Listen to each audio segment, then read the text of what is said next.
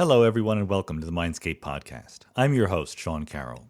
And as I've said before, one of the major motivations for me personally in doing a podcast project is to be able to explore things other than what I do for a living, mostly physics, a little bit of philosophy. So the podcast lets me talk to other scientists, neuroscientists, biologists, chemists, and it also lets me go beyond science. We've talked to poker players and movie directors and musicians and so forth. So today's podcast is definitely one of those examples of going well beyond my comfort zone.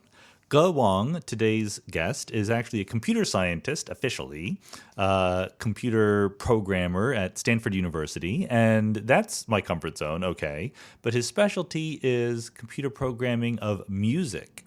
So he builds instruments that make computers into musical instruments. He puts on performances with laptop orchestras, things like that. Wang has a famous TED Talk where he demonstrates an iPhone ocarina.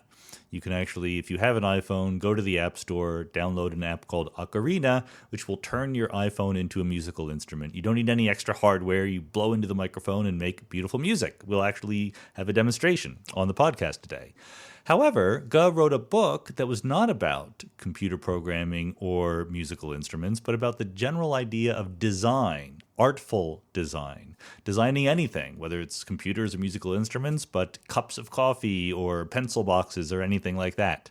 The general principles that relate form and function, the human needs and the possibilities of the technology or of the shapes you're doing, whether it's music or art or industrial design. I know nothing about this. I think it's a cool and important topic, so we had a great conversation.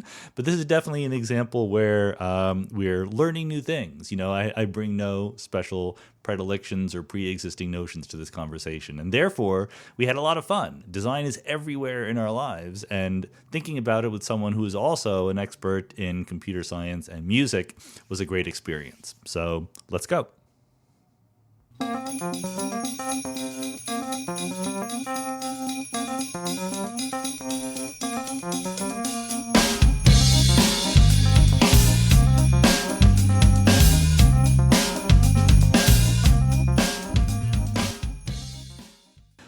Wang, thanks for coming on the Mindscape podcast. Thanks, John. Thanks for having me. Now, I'm going to admit right away that this is going to be one of the more adventurous podcasts that I've done.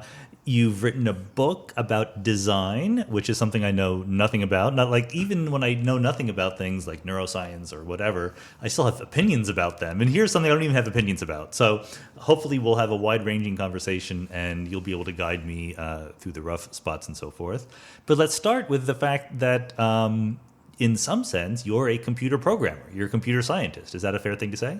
That is a fair thing to say. My Ph.D. and undergrad were both in computer science, even though now I'm an associate professor in the music department, actually in the Center for Computer Research in Music and Acoustics, CCRMA, or CARMA at Stanford. But that's within the music department. That's within the music department. I have what's called a courtesy appointment in computer science, so I'm kind of really kind of in both places and neither places. I actually don't know what I am exactly, but I think it's fair to say I'm a computer scientist. It's the best place to be, not knowing where you are. But you have to get to not knowing where you are. I mean, did the computer interest come first or the music interest? You know, at some point those were both interesting because I love building things, and I think the computer science eventually spoke directly to that. I could really realize things that I wanted to see how this works, and then I always loved music. It's just this thing. Did you grow up playing instruments? I grew up playing the accordion at age 7. Wow, that's hardcore. And then my grandparents got me that, and then my parents got me an electric guitar for my 13th birthday, and that changed my world. Are you one of these people? Because I know some people, like, they're handed an instrument, they've never played it before, and like within minutes, beautiful music is coming out, and I am completely the opposite of that. I don't know. I don't know about beautiful music, but I love just playing instruments, figuring out how they actually interact and how they work. And some sounds will likely come out if you hand me an instrument. It might not be beautiful. And so at some point, I mean, when did you realize that the computer side of things could have a musical component? Really, towards the end of undergrad. I was taking music classes, taking computer science classes, and then Then I took a class at Duke, that's where I did my undergrad, from Professor Scott Lindroth, who's actually now the vice provost of the arts at Duke, and he's I think he's been a lifelong mentor. And I took this computer music class, and I heard music that was just like I didn't hear anywhere else, and felt and realized I couldn't really hear anywhere else except in the medium of the computer, and that fascinated me. Were you already a computer science major at that point? Yeah, I was already a computer science major. Okay, cool. And so then you go to your Ph.D.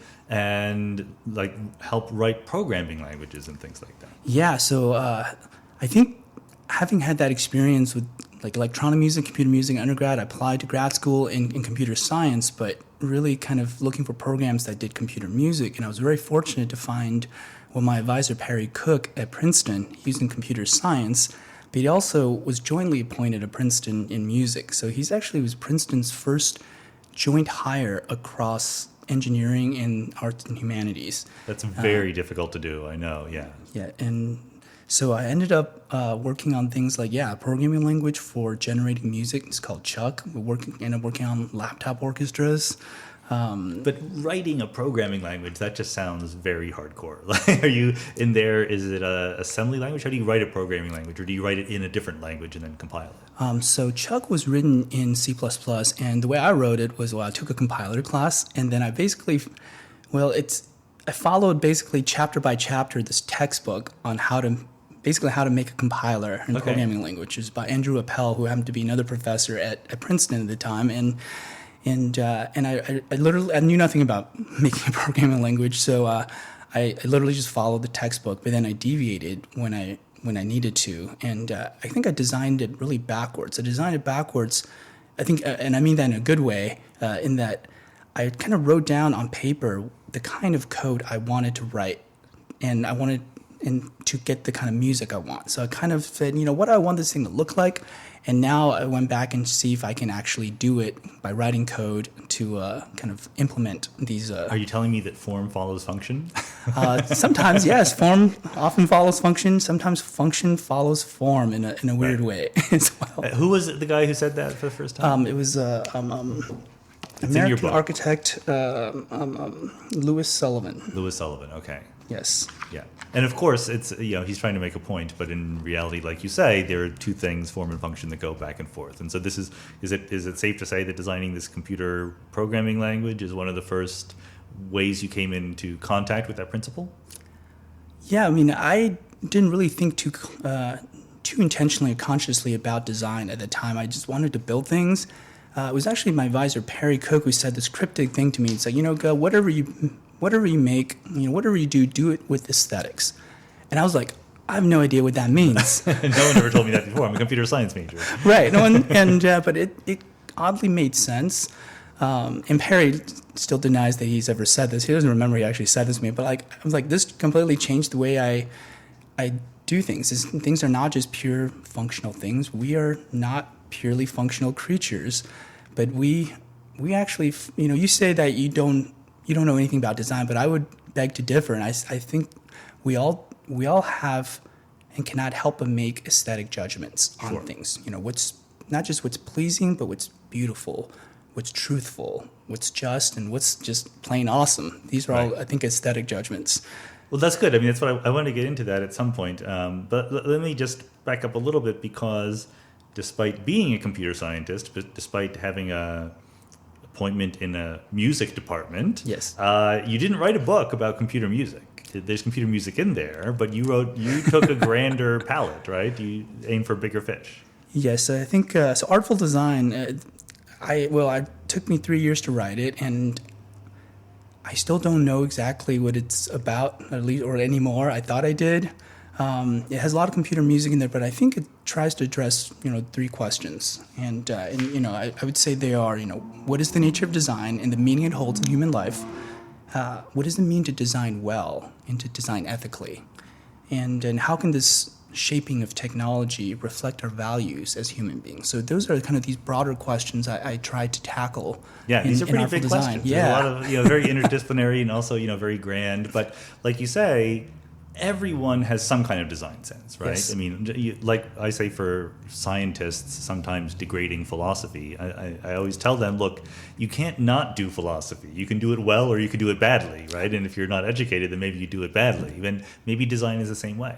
I love that. I think I personally think that's absolutely right, is that you just, I think design is really, you have an outcome or something in mind, and you go about very intentionally shaping or changing things to kind of achieve that outcome. You're kind of putting the pieces together, making them fit to actually, get at some result or for a certain purpose. And when you do that, you're designing. And at what point did you go from, you had been designing, of course, computer programming languages, and we'll get into actual musical instruments and orchestras and so forth.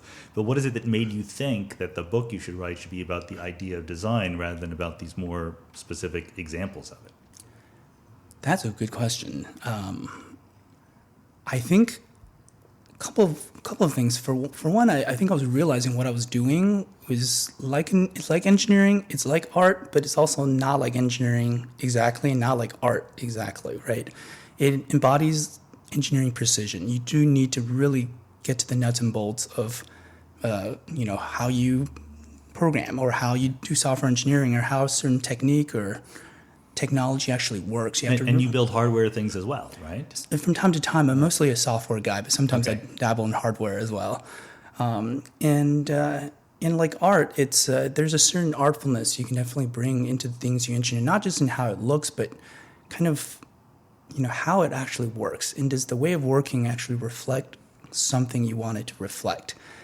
These more, I think, tacit and intangible qualities of something that we clearly care about. If you just look at buildings, right? People Right. design buildings, and if we just cared about the function, we'd all be content living in warehouses. Yeah. And clearly we're not.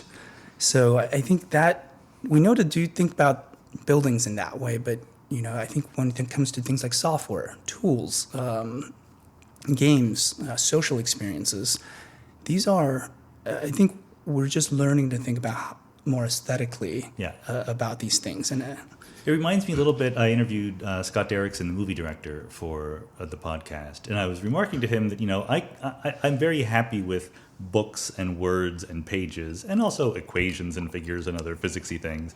So I could imagine in an alternate life being like a movie screenwriter or a novelist or something like that. I couldn't imagine being a director, because there's a million other things you have to worry about, like the personalities of the actors, but also the design of the sets and the costumes and everything. And he said, which is sort of the obvious answer, but that's what he likes. He likes the fact that there's a little bit of everything involved. And it sounds like you were drawn to the fact that you were computer programming, but in a way that, given that it was music and instruments and so forth, design just became a necessary element, pretty obviously. yeah, and I think that's right. And it felt like design is really this universal thing that we all do, but only more recent times do we think about design as kind of a discipline or a thing unto itself. But I think we've always designed. We can't help but design. But I think like anything else, it's also possible to do well or do poorly. Right.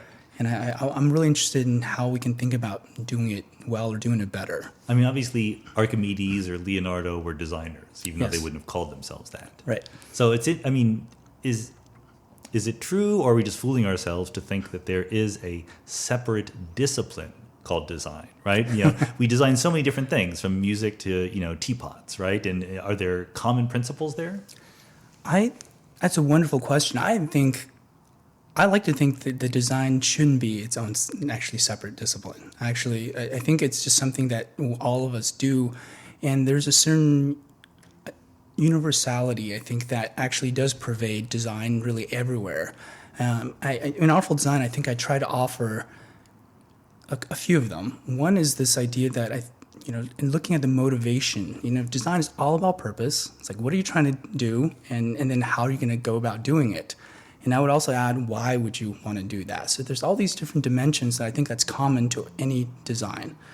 And then part of this why, I break it down into this, into means versus ends. And what I mean by that is means as in means to an end. Like, I do this because I want to achieve some of the purpose. hey, I'm going to make this thing to open a can for me, right? So that's a means to an end. But an end in itself, it's the other side, are kind of the more intrinsically interesting or valuable or beautiful things about a design. Form would fit into that. This is the idea. We don't want to all live in warehouses. We want Exactly. to live in an aesthetically pleasing space. Yeah, aesthetically pleasing, but also place things with meaning. Buildings aren't just pleasing. It's great when they are. Right. But also, buildings can serve as kind of symbols, can serve as meaning for the people or even the city that it's in. And also, I think there's a certain, well, for lack of a better word, truth that we can get at when we actually design things. Okay. It's something that reflects who we are and kind of our values. And I think that for me is all kind of in this aesthetic dimension of design. So there is certainly this idea that let's make things look and feel good, but I think it actually goes much deeper than that, and that we can, it's a tool. Even if you're building a tool, it's a tool making people's lives better. Right. Does it speak to your well-being, and what are the values that's actually at play here? Yeah, I think that this is, because like I said, since I'm not an expert and I have no prior experience to the formal aspects of this way of thinking, I was trying to, struggle with how to even grasp what the essence of design is supposed to be. There is an aesthetic component, obviously, but it's not just hanging art on your wall. It is Exactly. this functional aspect of things, right? And so at the trivial level, there's this marriage between doing things or having things done for purpose and having them aesthetically pleasing. But what you're pointing at is that there's I'm not sure if it's another dimension or an extra movement in the same direction of meaningfulness and, some connection with what it means to be human is reflective in the best design. I think that's exactly right. I think it's this meaning. It can. There's actually a principle in the book that actually was talking about AI and automation, and I think the principle is a two-part one. It says, that which can be automated should be automated, except where in cases where if something cannot be meaningfully automated, it should not be automated. So I'll give you an example. Meaningfully automated. Yeah, what's an example? For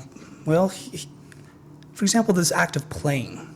To play, we all like playing, hopefully, right? And to play, it does not matter how well I play. I just want to play, and I don't ever want that automated because the whole point of playing is to do it yourself, right? Right. You don't want to build a computer program to play your video games for you. Exactly, and all these, a lot of things that are experiential, for example, it's meaningful for us to do, and certainly I can have a program or a robot kind of play in my place, but what's the point of that? It's possible, but not meaningful. And at some level, I think this, for all the automation that's coming into our world with technology, I think humans at some level still have to be the arbiters of meaning. We have to determine what is meaningful to do, and what do we want to do, and that gets back to this question of what's intrinsically interesting about Right. certain activities. Well, good. So we have time here. So let's unpack this a little bit, because I've had philosophers on the podcast and will, and one of them, Alex Rosenberg, who I recently talked to, kind of is skeptical about the idea of meaning at all. But I think he's an extremist on one side. So let's go with the other side. What do you mean meaning? What is it? What is that? Is it just I care about that, or is there something deeper? Do you personally delve into the philosophical literature when thinking about these things? Not meaning per se, but I do delve into some philosophical literature. I think meaning is really for me, it's actually simple in this. Not simplistic, but simple in the sense that I think it is what we value. Okay. It's the meaning is if it's meaningful to you, that means you find some value that, and I would say a more inwardly rewarding kind of a value. Okay. That's the meaning. More bling, more money, or whatever. Right. It's not your soul. Exactly. It's more like your soul. And in a play, for example, I think is a good example of this is. It matters to me. It may not matter to anybody else, but that value of play is so fundamental to it's so something that speaks to this value of play is meaningful to me in that sense. So I think And it's interesting to think about why play exists, right? Why, through the process of natural selection, this came to be. I mean, I have cats. I grew up with dogs. Certainly, other animals are very playful in their own right. Does it serve some function, or is it just an offspring of other things that are useful? Well, I've thought about that a lot. I have no clear answers on that, but it leads me to think about other things like food and eating, right? I think it's a related thing to play, like eating. On one hand, it's very functional, right? We eat so we sustain ourselves, so we don't die. But clearly, we're at a point where we also eat for its sheer enjoyment.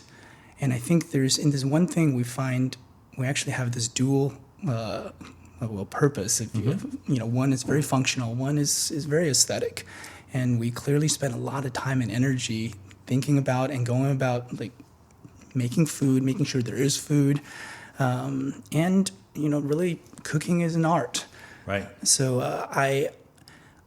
sometimes I wonder if where our aesthetics actually come from, the aesthetic of play, the aesthetic of food, the aesthetic of finding things beautiful or truthful, and do they arise from kind of traditional, evolutionarily more functional things? I'm not an expert in this, so I don't know if I can offer a good answer on this, but I think about this all the time. It's remarkable to me that we can experience things, period, and it's remarkable that we find things beautiful. And even if we knew what the answer to the question of where it came from was, it wouldn't change the fact. That's that exactly we find right. that meaningful and beautiful, right? I often end some of my talks when I talk about the big picture, the book that I wrote. There's a lot of sort of deflationary messages. We're bags of atoms. We live for a very short period of time. We're small compared to the universe. But then you show a picture of the universe, the Hubble Ultra Deep Field with all these galaxies. And the point is, we took that picture, right? Like, we decided to spend millions and millions of dollars to take that picture, and it's not helping us feed ourselves or anything like that. We had the curiosity and the interest in the beauty that was brought out by that. That's exactly right. And fundamental research, theoretical physics, for me, I think of it less like science and engineering, but more as really, it's like the humanities in a way, right? It's really getting at some fundamental truth about the world, as in like with a capital W, or what is there, and also our place in it. And it's so human to want to understand like that, I completely agree. I don't tell my colleagues I'm saying this, but it does have a lot to do with the humanities. It's driven by curiosity, not by immediate practical interests. But as you point out, even the areas of disciplinary study that are driven by immediately practical interests, engineering, biology, medicine, they still have this aesthetic component. So maybe let's come back, ground ourselves a little bit. You got here through this journey of music and computers and so forth. So tell us about some of the designing you've done in that arena yourself, the making of different kinds of musical instruments, orchestras, and so on. Sure. I make tools, toys, games, and social experiences with technology for musical purposes. And I can give you a demo of one if you like. We would love a demo. That'd be awesome. So this is an app I designed 10 years ago. I started a company called Smule, and Smule is still around, and it's a way to make music socially together with people. I stepped down 5 years ago, but Smule is still going strong. But I designed this as part of Smule 10 years ago. It's Ocarina, and it's an app for your phone. You can play it by blowing into it. So I'm actually before you play it, is it coming out of that speaker? Yes. Okay, so we should put that in front of the microphone. Okay. So how directional is this? It's pretty darn directional. So okay. Yeah. So let's try that. There we go. You may have to edit. You have to edit part of this out. No, we're gonna leave this in. All the messiness is here. This brought more paraphernalia than any other podcast guest I've had so far. So this is awesome. So I'm holding my phone, but not in the usual way. I'm kind of holding it like a sandwich, and I'm blowing into the microphone at the bottom.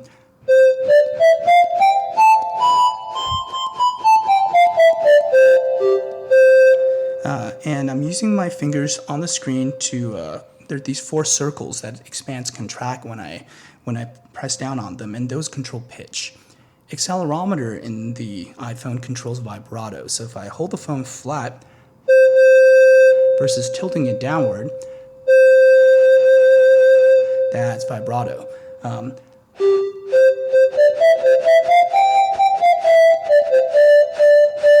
You can play all kinds of little ditty with this, and it's a very physical use of the phone. You know? And you haven't, there's no hardware enhancement to the phone. You didn't put pickup or anything like that. How does your blowing on the phone get registered? So I'm blowing to the microphone. In there's actually a little software program that's tracking the strength of how hard I'm blowing into the microphone. When I'm blowing the microphone, I'm not going to do it here, but we get the.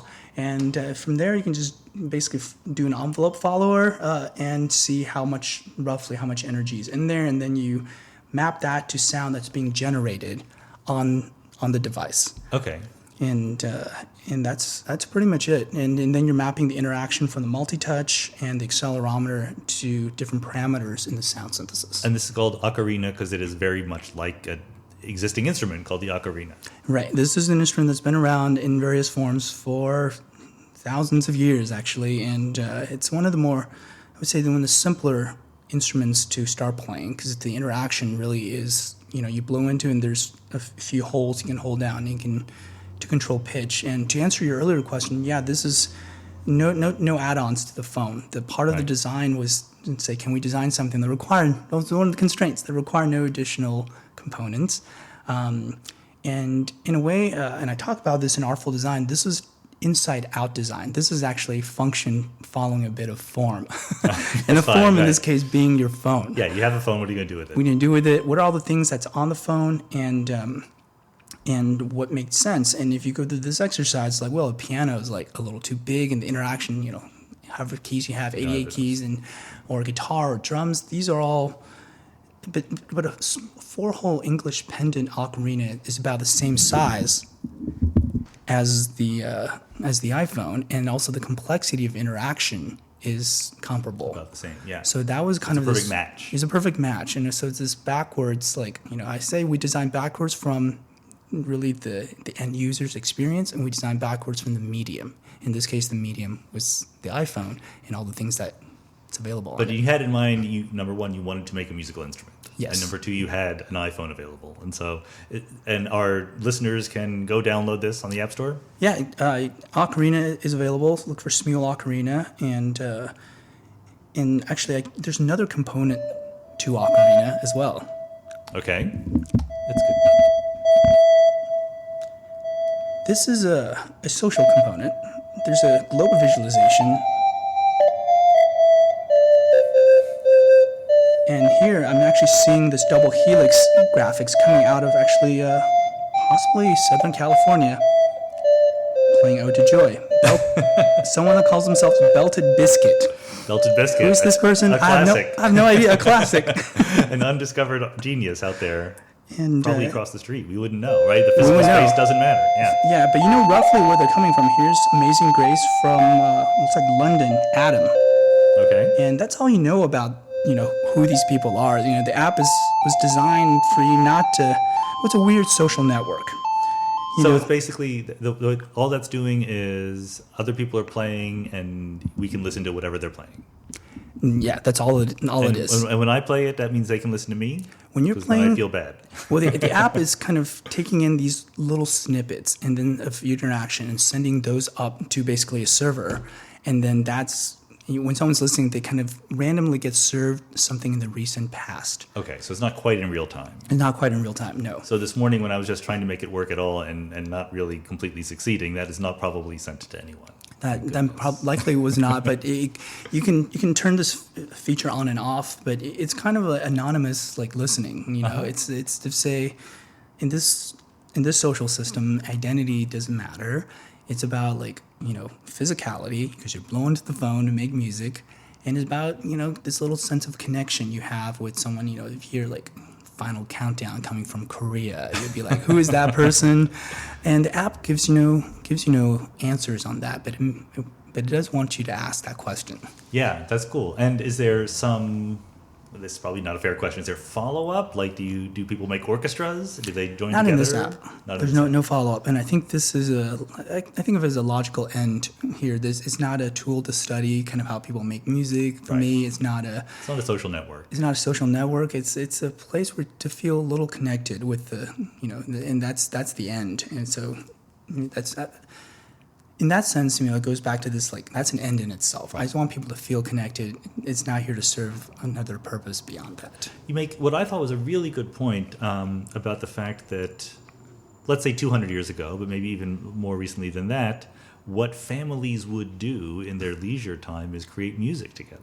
That's right. And we almost never do that anymore. We listen to music, and maybe because it's just so easy to put it on a record or play Spotify or whatever, or Pandora. I should mention Pandora because my podcast appears on Pandora now. Maybe it's too easy, or maybe there's a skill, or are we just exposed to really, really good musicians so far that we're embarrassed about our own skills? But you want to kind of bring it back, the ability to get around, at late at night instead of watching TV, we can play music together. Yeah, I think it goes back to this question of meaning and values. I think music making to me is a value. And that's something that I think does a person good. Right. And I don't know why. I think it's probably a lot of different factors that's changed kind of our relationship with music making. Technology really is the thing that's changed it over the last 100 years. Before household electricity, to get music, there's no broadcast, there's no internet, there's no recording. You had to be where music was. You had to listen to music where it was made, and if you look throughout human history, there's never been a civilization or a culture that's been without either music or dance. So music has been with us, and of course we find flutes made out of bear femur and human bones, even kind of dating tens of thousands of years. So. Music has really been with us, but only really in the last 100 to 200 years it has, kind of music has, for better, often for the better, it can be recorded, it can be disseminated over long distances, and then we can capture kind of the musicians that really speak to us, and we always have their sound, and I think that's a good part of it. Perhaps possible side effect and possible downside is that we might be making less music than ever before, and maybe it's because I don't know. I refuse to believe it's because we hear people that are so amazing that we are intimidated to. I think sometimes they even inspire us, but I think it's really just now we just have so much that we could do that can, it's so much easier just to fire up a video game, which I do and I love playing, right. Or to just watch streaming video or whatnot, and all things that I love to do. Yeah.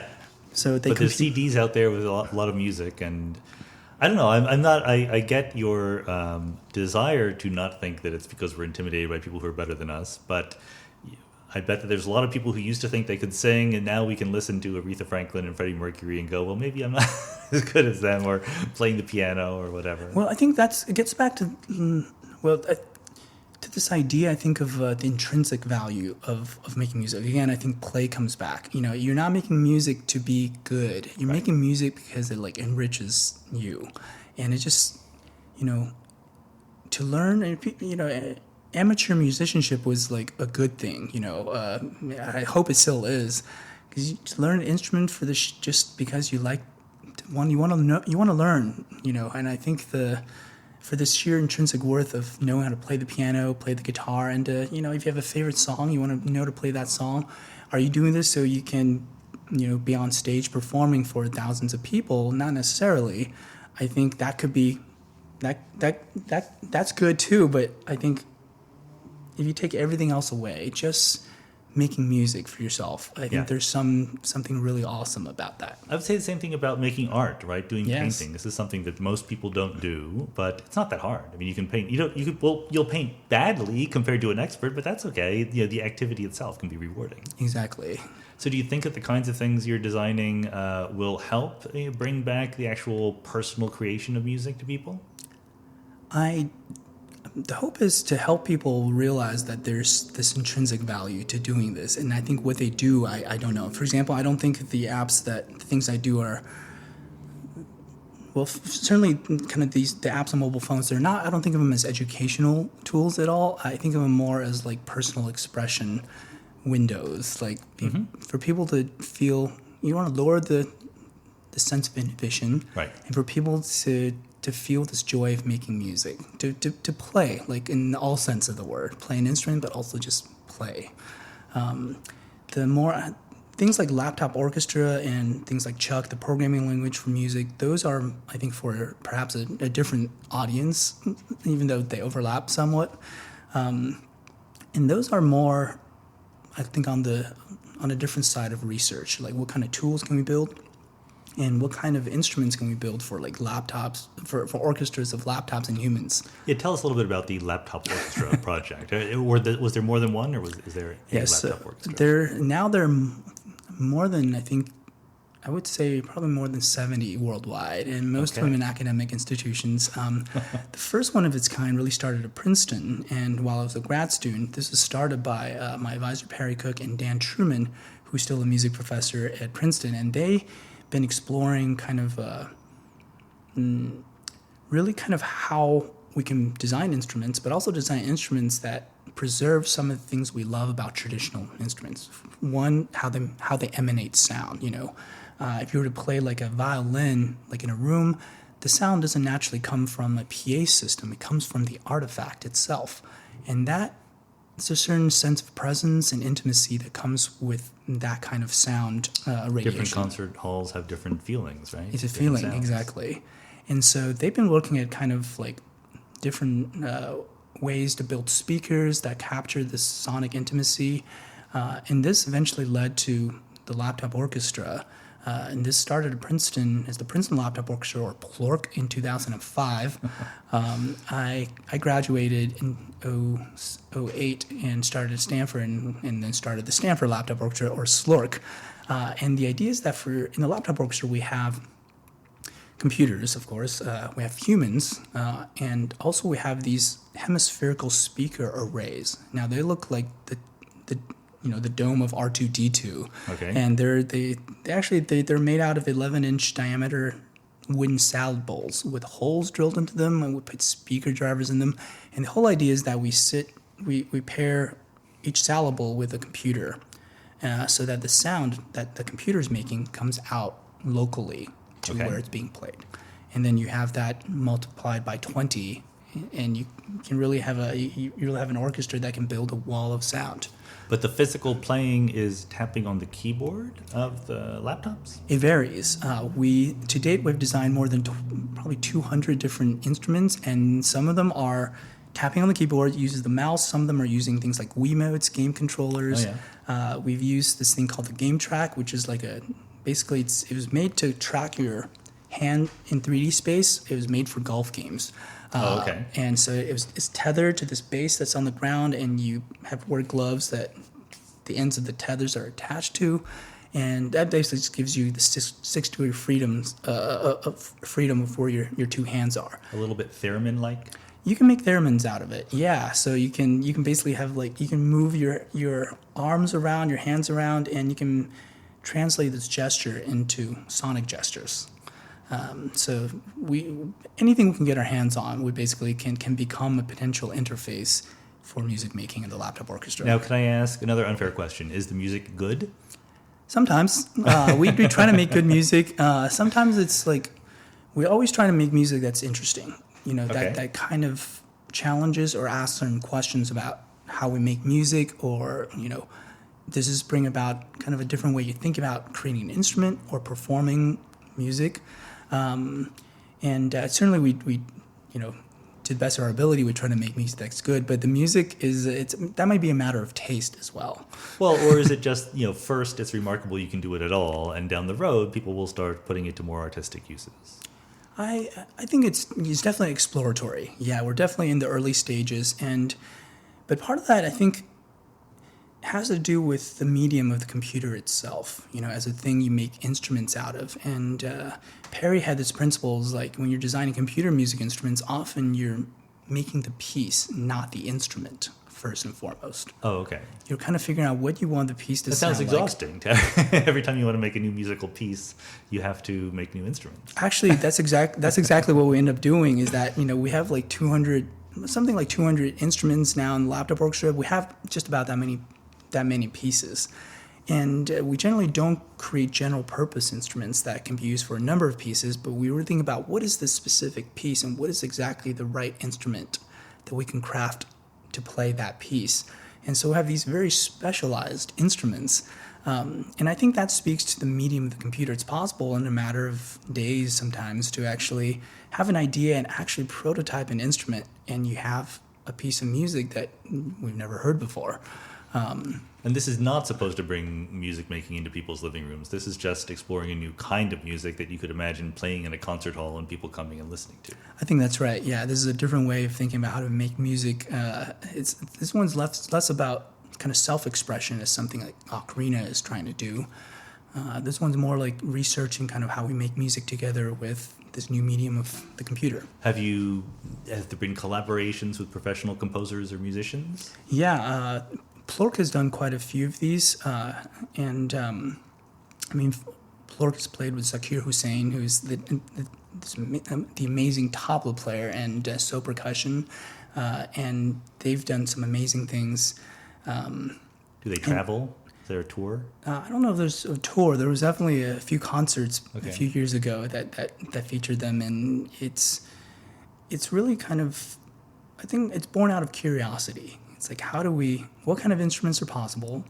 The medium is very different, so you probably get different instruments out of the medium, and because the instrument's different, the music's going to be different, and the way you perform. So it's this cascading, like, cause and effect.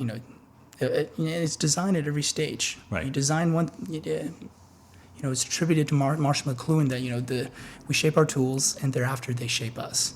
So the laptop orchestra is like, by the shaping things in every stage, the end result is going to be really, really different. Well, I was going to ask about the technological aspect here, the role of technology. It seems very technological if you're making a laptop orchestra or an ocarina out of an iPhone, but in some sense, every musical instrument is technology, right? Mm-hmm. Like, they've been technology all along. In what sense are we exploring new music spaces because the technology is allowing us to do that? Well, the medium, first of all, that's exactly right. Every instrument is a technology, whether it's vibrating strings or vibrating columns of air. I think for computer music, we're exploring the very medium of the computer itself. And the thing that, sets that apart perhaps from other mediums is that, well, one, it's programmable, mm-hmm. and two, in some ways, well, I think of traditional instruments as, it's really like form follows physics. Right. Yes, exactly. But with the computer, you kind of, for better or for worse, have this completely compartmentalized way of thinking about instruments. Like, what's the input? What do you want it to sound like? Those can be very different. And then there's a mapping layer in the middle that you map the input to the output. And you can change the input without changing the output, or vice versa. In practice, this doesn't always work well, and you want to really design everything in we call it a more embodied kind of a way. But that's kind of the difference, is that this medium is something that, for better or for worse, frees you from kind of the physics, the physical kind of nature of things, and into kind of rules that are more governed in a more virtual realm, I suppose. Yeah, I'm interested also in,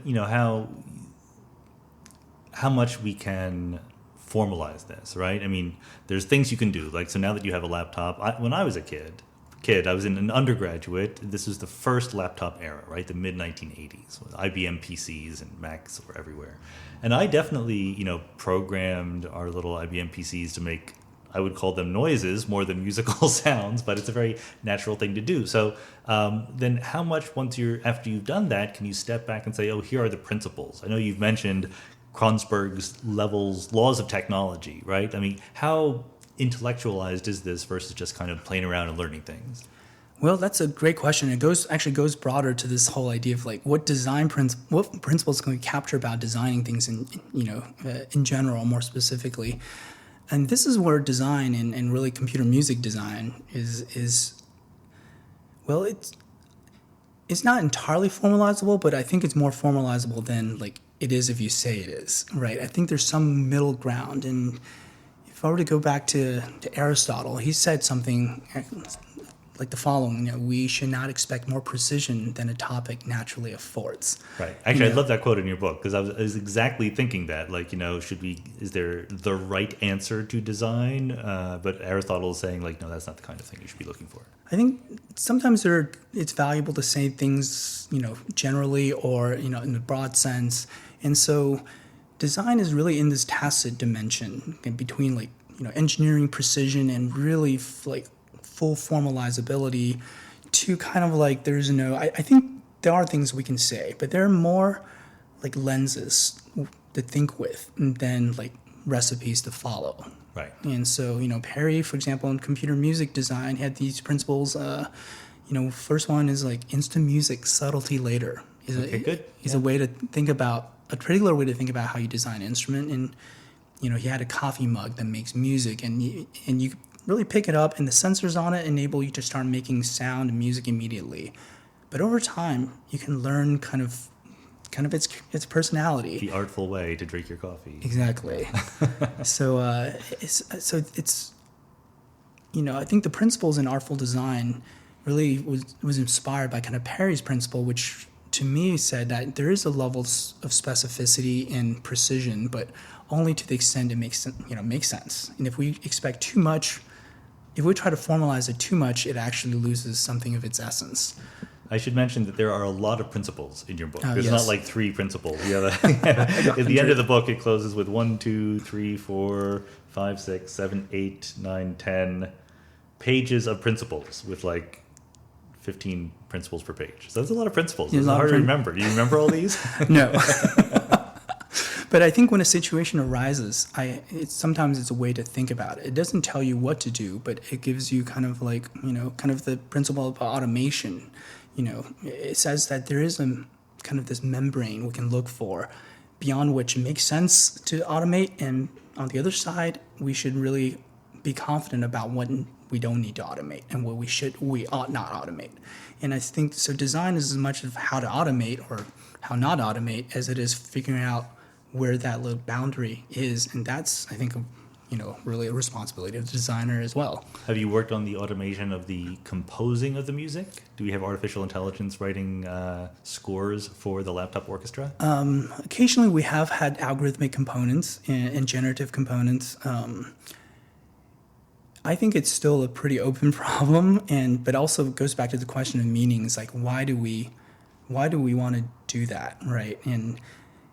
And if I may, I remember this conversation heading to grad school, and this is before I was on my way to Princeton, and someone asked me, "What are you going to do in grad school?" I'm like, "I'm going to computer science, but I'm really doing computer music." And it's like, "Okay, what do you want to do?" And it's like, "I want to write I want to write a program for the computer to make music." Yeah.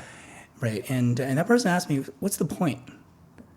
Terrible question. And I was like, yeah, I don't know, have an answer for that. And so instead of actually working on... it is actually a very good question, but it's a terrible question. Place. It's a terrible... But I think it really changed the way I think about things. And I'm really glad that person asked it, because I could not answer that, because I think the meaning... I realized that, so instead of actually trying to build like this, like the world's most like amazing algorithmic composition system, I went to make a tool with which others can actually get their hands dirty and build things themselves. And if they want to make an algorithmic composition system, they can use Chuck, the programming language, to do it. So I've kind of taken one step back and designed something, like framed it completely differently. It's a framing issue. It reminds me a little bit of, in chess and Go, artificial intelligence not only is better than the best humans, but comes up with new strategies. I wonder if, someday, it's a much harder problem, whether artificial intelligences won't be playing music in ways that humans never thought of, or, kinds of compositions we hadn't yet hit on. I think it was somewhere in chapter 8. I think a colleague at Stanford, actually, I captured this moment. She asked me, will we have robot musicians, really AI that play music? And I said, you mean as well as humans? She's like, yes. And she's a philosopher, so I I gave her kind of a tongue-in-cheek answer, which I happened to believe. She's like, I think, the day we have robot musicians we'll have that day when we have robot philosophers, right? And I think, and she said, Okay. so that means that maybe on that day the AI will have understood something more subtly human, and I think that's right. It's like I don't know what that really means, but I think robots need to. Yeah. It again comes back to the question of meaning, right?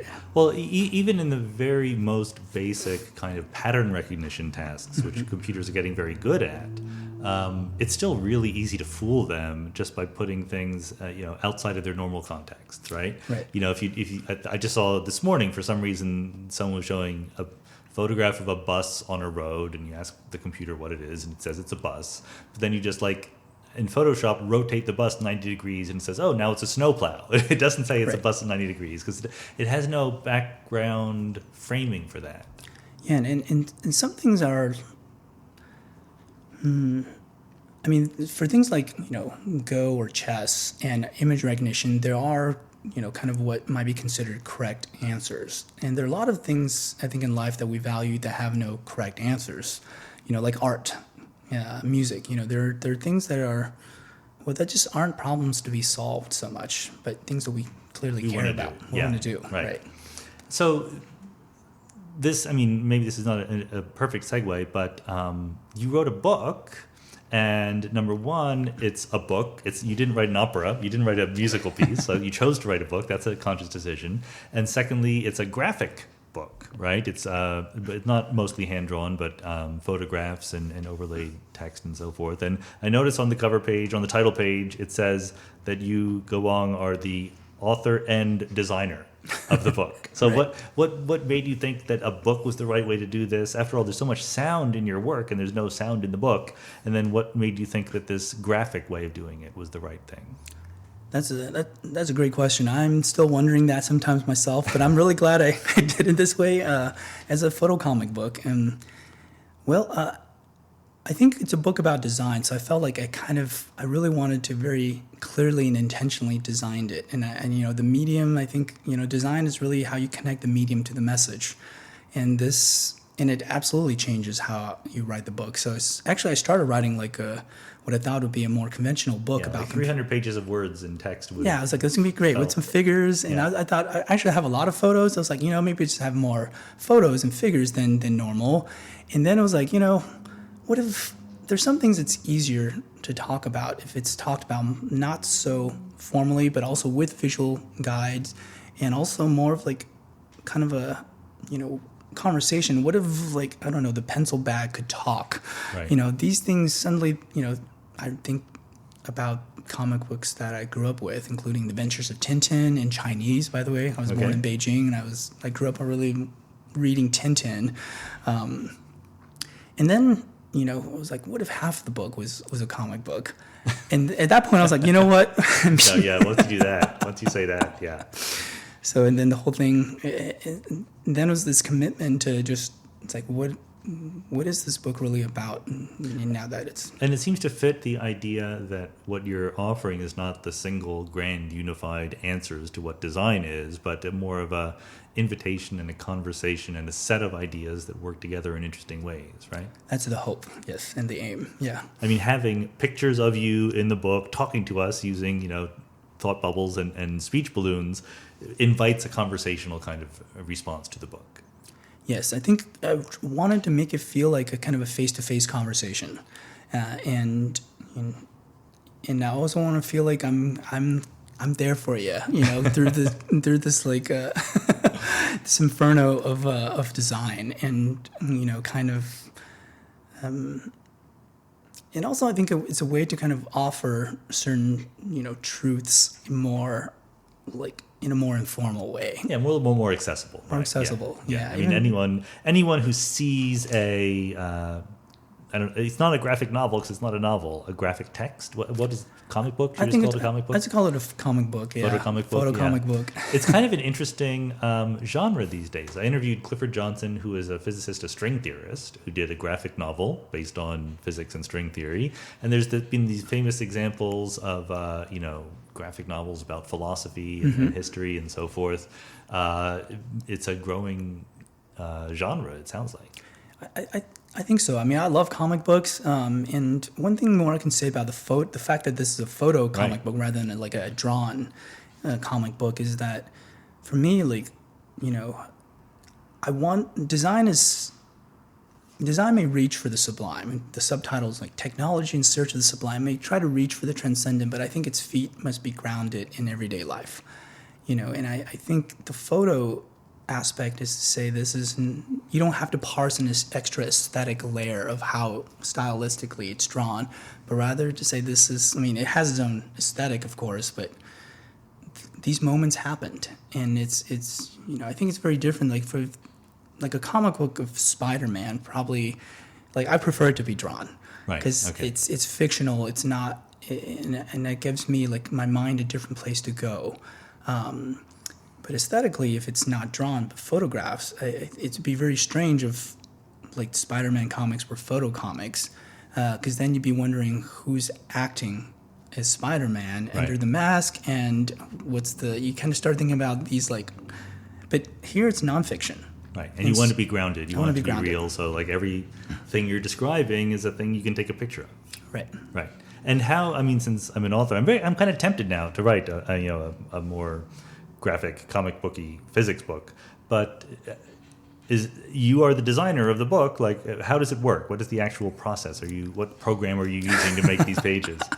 I think I horrified, like, pretty much everyone that discovered how I actually did this. I did this in an old version of OmniGraffle, which is an outlining program I was using since grad school to make figures for my papers. And I got really... There's nothing like familiarity when it comes to technology, right? Yeah. So every page in the book, and of which there are 488 and many pages that never made it into the final book, right? And each one of those is a separate file in OmniGraffle. And I've learned to have, like, a lot of these little tools of, like, commonly used speech bubbles and other things, if I can incorporate images into this kind of, and I pull up those pages when I need to make a page. And I think I got pretty, at least after a year or two, I got pretty fast at doing this. And it really felt like this is, it feels good. I mean, maybe this is an impolitic question, but what does Stanford think about this? The university, not the press. I think Stanford, I don't know. I hope they like it. Yeah. So far, people have really supported it. Actually, this book was supported by both the School of Engineering and the School of Humanities and Sciences, which to me is, like, I feel like symbolically that's awesome. It's like this is a book that is at these intersections. It's not one or the other, but like an other. Right. And was it very different, sort of in your personal experience, in the sense that you've been doing so much music and now you are being a visual artist in some sense? I've always been drawn to the visual arts, and also really the combination of, like, the audio and the visual and the interactive. So, and I've always taken photographs, so I'm just kind of a hobbyist amateur photographer, I guess. And just because the audience this is an audio podcast, you can't see it, but it's way beyond just a set of pictures of you talking with some graphs. I mean, you really obviously put a tremendous amount of effort into the design in terms of background images and fonts and angles and things like that. So it must have been a lot of fun. It was a ton of fun. It was a ton of work, and there are over 1,600 photos in the book, 1,300 of which I either took or a few of them I generated, and there are, like, a few drawings in there. And the other came from public domain, Creative Commons, and that's shout out. I rely on Wikimedia when I write my books. It's so good. And it helps, you in your other design work, even for the audio stuff, you also care about the visual presentation, right? It's all a part of, you emphasize the human aspect of design, right. And we're visual creatures as much as anything else. Yeah, I think we're trying to, I think it's trying for design to speak to all, as much, kind of all that we are. We are visual creatures. We are creatures that care about aesthetics, that have a sense of goodness and justice and all of these things. And so whatever those things are that make us who we are, I think design has this, potential to address at least some, in the aggregate, hopefully all of that. Yeah. And even an ethical dimension, where do ethics and morality come in to this discussion? For me, I think of design as like, what is the function of the thing, and then what is everything else beyond the function of a thing? And ethics fall into, for me, well, strange to say, it falls into kind of the more of the aesthetic dimension of design. Okay. If we think of design as simply like, what are the pragmatics and what are the aesthetics? And as in aesthetics, as in everything beyond the sheer functionality. And for me, like, I think, the ethical dimension of design is that, well, I think the argument from the book goes, design is all about choices. You're really just making like this cascading series of decisions about, what to build, how you build it, and who it's for, and all of these things. And if it's all about choices, then, but these decisions, they have implications for people that use them, the users. And if that's the case, then yeah, making decisions as engineers, as designers, well, that's tantamount to actually taking action, anywhere else in life. And if we believe that, then shouldn't we as designers and engineers be held to the same moral, ethical framework as we would anywhere else? And so that's the argument. And then the next part of the argument is to say, but that's it. Just it. It's like there's no recipe to be moral or ethical, and in fact, at least we don't agree on what the right one is. Exactly. And I think that's actually that we don't agree is why we have ethics, is that we, values come into conflict, and we got to try our best to apply different lenses to this to see how we can best. What does that even mean to resolve it, right? So in some sense, it's like we said about philosophy earlier, you can't not do it. You can do it badly or you can do it well. And likewise, you can't fail to have ethical dimensions of your work when you're designing things. You can just pay attention to them or not. That's exactly right. And first law of Kranzberg's laws of technology, technology is neither good or bad, nor is it neutral, right? Because it has an effect. And it has an effect, and you cannot pay attention to it, but it doesn't mean it doesn't, it doesn't have an effect, nor does that mean you're free from responsibility. A company can't say, hey, we've built this platform, however people use it is not our problem. Not thinking of any specific companies. No, not any specific companies. I mean, certainly physicists historically have done that. We did the atomic bomb, right? And chemists and doctors these days are facing up against the same thing. We're recording this only a week or two after it was announced that someone claims to have genetically engineered a baby, right? And there's science there, obviously, but there's clearly an ethical dimension as well. Right. So I think, for engineers, I think to really be not just capable engineers, but actually human engineers, that you have to consider all of these dimensions. And, if you build something that's like useful, makes money, but you've exploited people or you've done harm in the process, I don't think the thing is aesthetic. It's not beautiful. It's not truthful, okay. Right? And the other thing I would say is I think ethics. The world right now currently thinks of ethics largely as this kind of like leash on technology, but I think I want to offer an additional way to look at it. I agree that there should be constraints, but what if ethics is really like values, and what if those values are not the leash but the foundation of what you make in the first place? Like that should inform what you build, how you build it. And it's much more proactive than to say, we've built this thing, how can we make sure it does no evil? Right. Because at the end of the day, do no evil that's a rather low bar. I mean, it's a terrible thought to think like, oh, I could do all this cool stuff if it weren't for those pesky ethics, right? Right. But if you think about it in the other direction, it's like, what are my values? What are things I find awesome? And why do I find them awesome? And then you can get so excited about building something, and you've kind of like, and the ethical considerations are kind of built in from the get-go, and not as this like, checkpoint that you have to, just like aesthetics, you can't add, aesthetics is not something you kind of slap on at the end, nor is ethics some like module you install into your system just to make it ethical suddenly. It doesn't work like that. Do these different aspects, do they come into your teaching at Stanford when you talk to your students? Is this part of a course on design? Absolutely. So I've started using Artful Design as a textbook. And in fact, at some level, I think it was written as a textbook. It's a very strange textbook. There's no exercises. I didn't see any problem sets. There are no problem sets, and there are what I called etudes, kind of like true. that people could try to do. They're not. Yeah, they're not. You're right. They're not problem sets, but they do try to put some of the ideas into motion.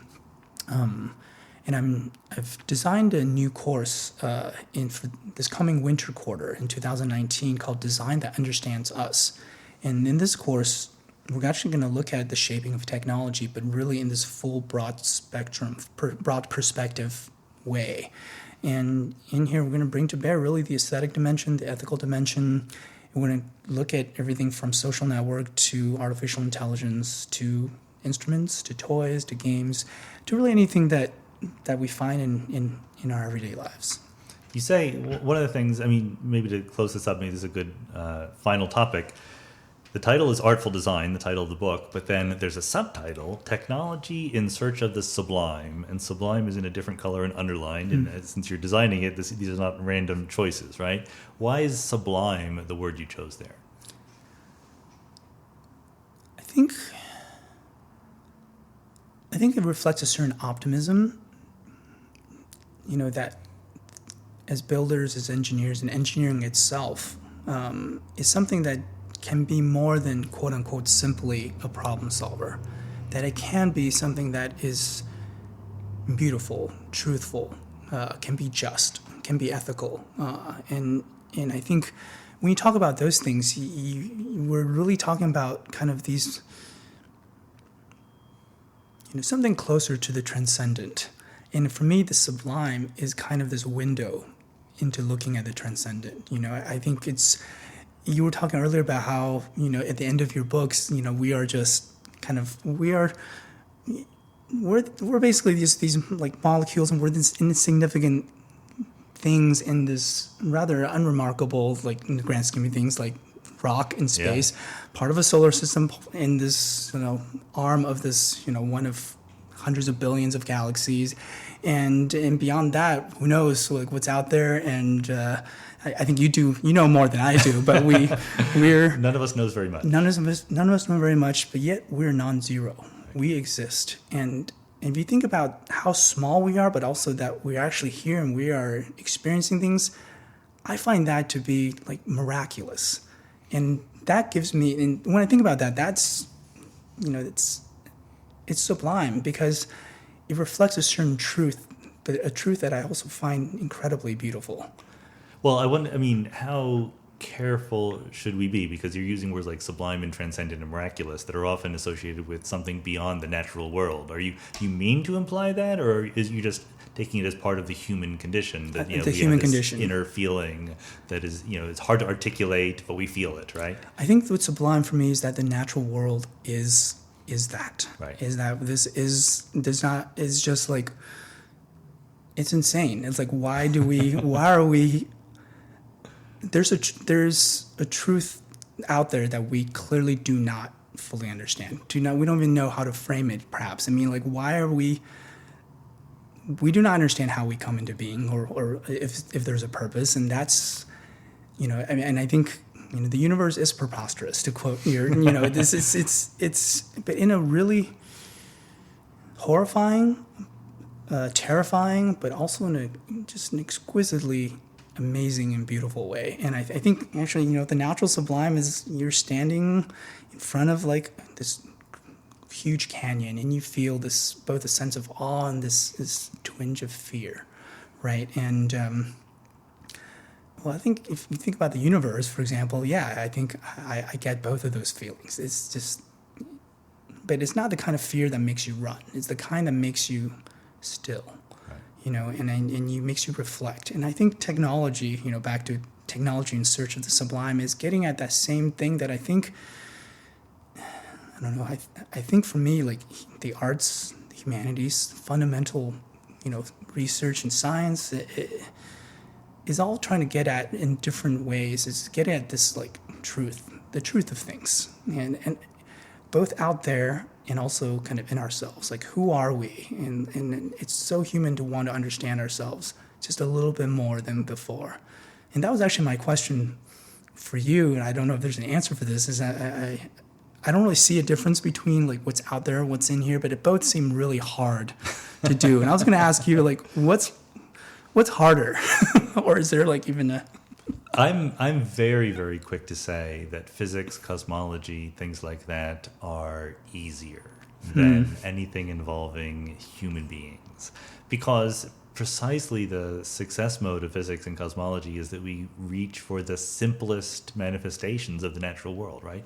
Doesn't mean they're easy in any objective sense. They're still hard. They seem even harder than they are because we can make so much progress so quickly that we're led into these abstruse realms of, equations and phenomena that our everyday life does not equip us to deal with. But we can still figure it out. The amount we figured out about physics is amazing, even given how much we haven't. Whereas the amount we figure about human beings is still a little bit sketchy, right? Complex systems are the hard systems to understand, and as far as we know, we human beings are the most complex systems in the universe to date. I love that.